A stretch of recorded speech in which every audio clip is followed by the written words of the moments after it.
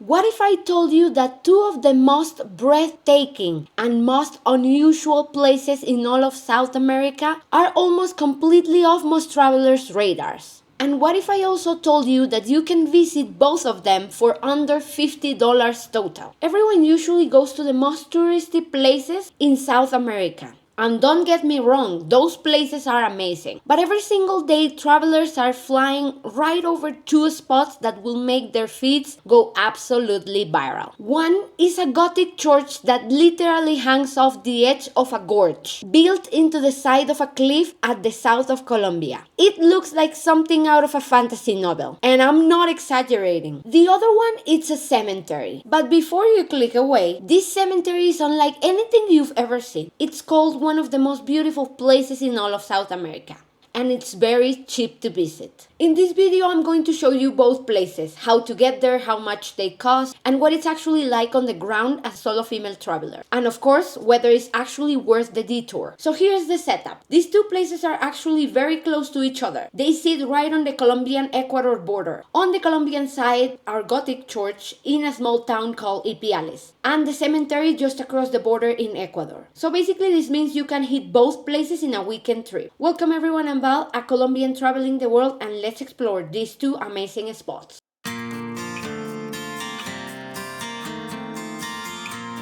So for our first stop, we're going to the south of Colombia, specifically to the department of Nariño in the southwest of the country. To get there, you can take a bus to the city of Pasto from Bogota, but the journey is actually very long. So I would recommend you take a flight for this part. It is only an hour and a half, so it's way better. After you arrive to Pasto, you can take a 2-hour bus to the small town of Ipiales. And from there, it's gonna be a 10 minutes ride to our first stop. Let's start with Las Lajas Sanctuary, or Las Lajas Church, which is an insane place that was built into a literal cliff. Honestly, the first time I saw it in real life, I kind of just stopped, because nothing prepares you for the view. Even if you know the story, even if you see it in pictures, the real thing just blows your mind. So Las Lajas Church is located just outside of Ipiales, a town that is located about 2 kilometers from the Ecuadorian border. The bus from Pasto to Ipiales can be around 15,000 Colombian pesos to 18,000 Colombian pesos.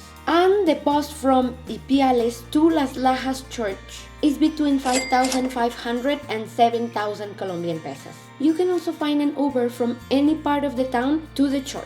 They will leave you at the entrance of a path. So after that, you walk down this steep path into the gorge, and suddenly you will see it. This Gothic revival church just sits there, built into the rock face, over a bridge, over a canyon, in the middle of nowhere. And the wildest thing is that it doesn't even look like it was built on the cliff. It looks like it grew out of it. The stone of the church blends right into the natural rock. It's honestly one of the most surreal things I've ever seen. So this is where things get interesting, because actually this sanctuary has history, religious history. It wasn't just randomly built. So the legend says that back in 1754, a local indigenous woman named María de Quiñones was carrying her deaf and mute daughter through a storm. She took shelter in a cave in the gorge, and when she looked up at the rock wall, she saw a glowing image of the Virgin Mary. Her daughter's name was Rosa, and from that day Rosa could speak and hear. After that, the story spread. The site became a place of pilgrimage, and eventually, over 100 years later, they began building a proper sanctuary right there, on that very spot where the Virgin appeared, which is why the church is literally built into the cave and the rock face. The church has changed and been rebuilt many times, since the original structure couldn't handle so many people coming to place pilgrimage in it. So it had gotten rebuilt many times to do something more supportive, until it turned into what it is today. You can actually see the original rock wall inside the church, right behind the altar, as well as the entire story of how this place was built. And all around the outside of the church, there are hundreds of plaques, or lajas, testimonials from people who say they were healed there. People from all over South America who made the journey and left their gratitude on the wall. You can see all sorts of people, young, old, that come for the same miracle Maria experienced all those years ago. Whether you're religious or not, and whether you believe it or not, that kind of human history is part of the place. place, and it makes it more than just a pretty building. Many devotees come here to ask for wishes from the Virgin, among other religious practices. The sanctuary itself is free to enter. You just walk in. There's no ticket, no reservation needed. You can sit in the pews, walk around the altar, go outside on the bridge. It's all open. Inside the church, on the bottom level, there is a museum, and the entrance to the museum is 10,000 pesos. But aside from that, everything is free. The church is also actively functional, so if you are religious and want to assist the mass, you can do so as well. The town at the top of the steep path to the gorge has a little market. You'll find empanadas, arepas, typical food, souvenirs, all of that, and they are very affordable.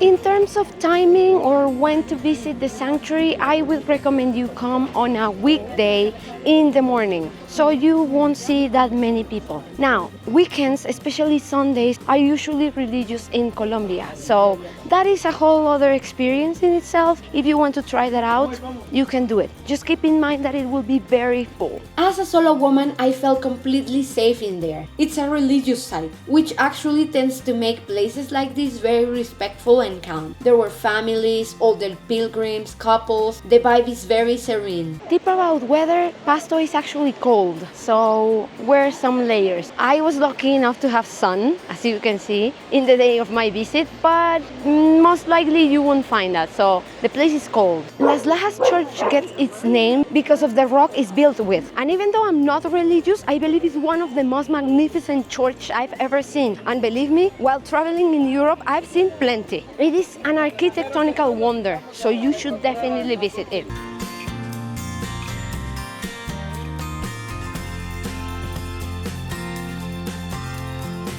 Now that was stop number 1. Stop number 2 is a little bit harder to describe, so I'm going to show it to you. It's right at my back. So this place is a cemetery, a public cemetery in a small Ecuadorian border town, and it's one of the most unexpectedly beautiful places I've ever seen. So also from Ipiales, you can get to the Ecuador border by bus. The bus will take you to the Rumichaca bridge, which is exactly where the border between Colombia and Ecuador lays. The bus is around 7,000 Colombian pesos, and you can get it either from Ipiales terminal or the town center. From the border, you're going to find several taxis that will offer the ride to Tulcan for you. The price can be between $4 and $5. They will leave you at the entrance of the cemetery, and then you will walk up to what looks like a normal cemetery entrance, but with a glimpse of what is waiting inside. The Cementerio Municipal José María Azael, Franco Guerrero, which is its full name, is a UNESCO's heritage place, and is not famous for who is buried here.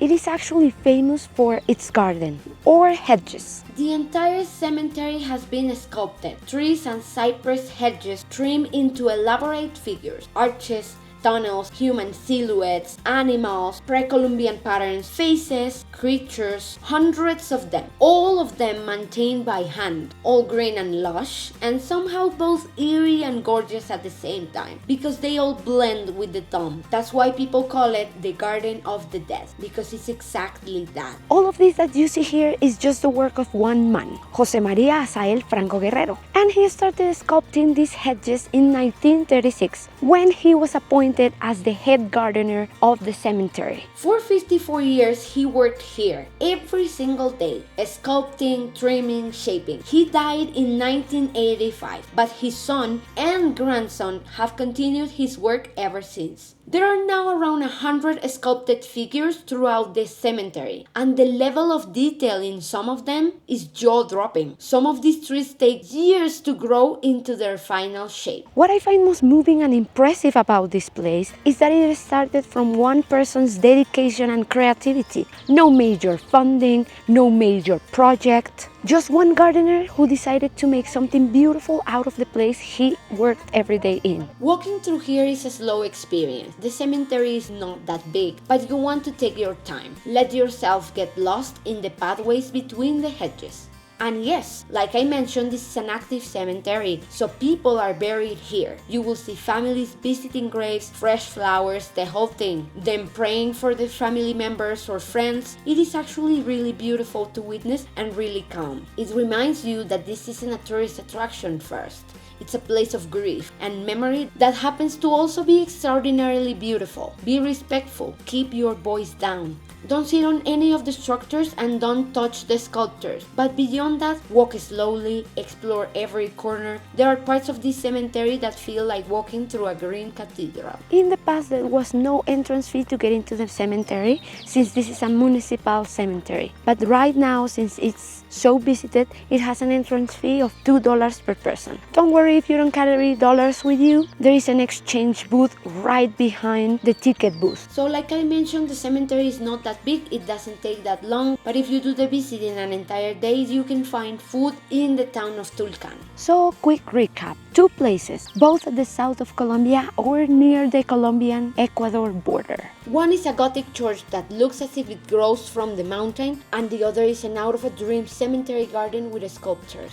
Both places incredibly budget-friendly to visit and absolutely stunning hidden gems. Honestly, these 2 places made a bigger impression on me than some of the so-called must-visits in my own country. So you should definitely give them both a try, even if you're not a cemetery person or a religious person. So which one surprised me more? I have to say that Las Lajas Sanctuary. I already knew that the Gothic church was impressive, but seeing it in person is something else. And to be fair, it's a place that I've been wanting to visit for a while now. So now I ask you, have you ever been to a place that completely surprised you? Somewhere that wasn't on your radar at all? Drop it in the comments. And if this video was useful to you, don't forget to hit the like and subscribe so YouTube keeps helping us grow. Thank you so much for watching this video, and I will see you all on the next trip.